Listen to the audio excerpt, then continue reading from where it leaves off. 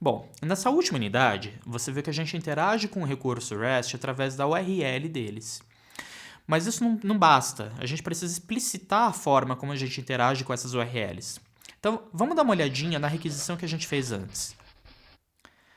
Você pode observar o campo requestMethod. Ele contém o nome do método HTTP que a gente usou na requisição.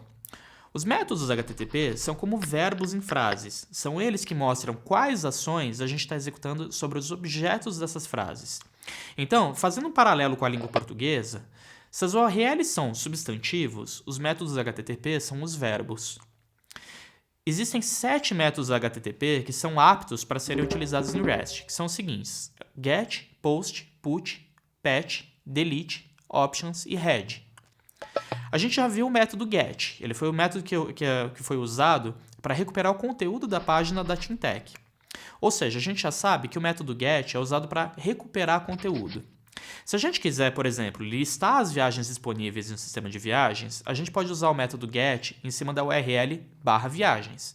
O mesmo vale para os outros recursos. Já o método POST é usado para enviar dados para o servidor. Dessa forma, a gente não está listando o conteúdo, mas sim criando mais conteúdo. E esse conteúdo, claro, ele tem que ser condizente com o recurso que a gente está criando. Por exemplo, se a gente vai criar uma nova viagem, a gente manda os dados da viagem para a URL /viagens usando o método POST. O servidor pode mandar uma resposta nesse caso com os dados do recurso recém-criado.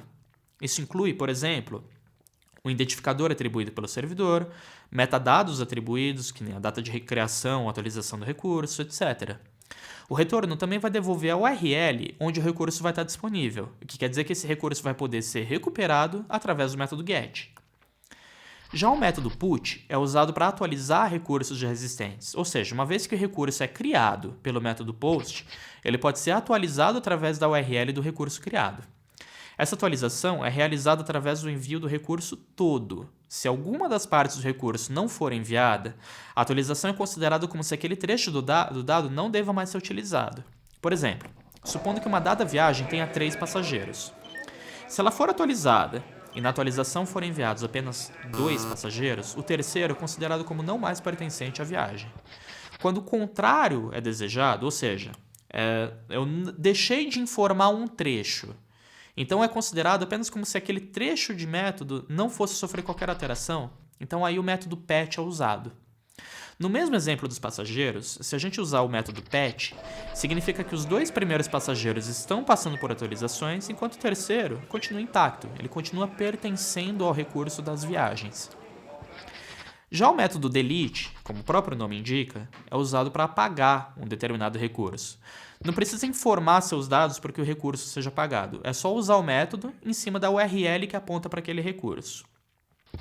Já os métodos options e head possuem usos mais avançados do que o que a gente já viu sobre o assunto, então a gente deixa eles um pouquinho mais para diante e a gente aborda eles mais para frente.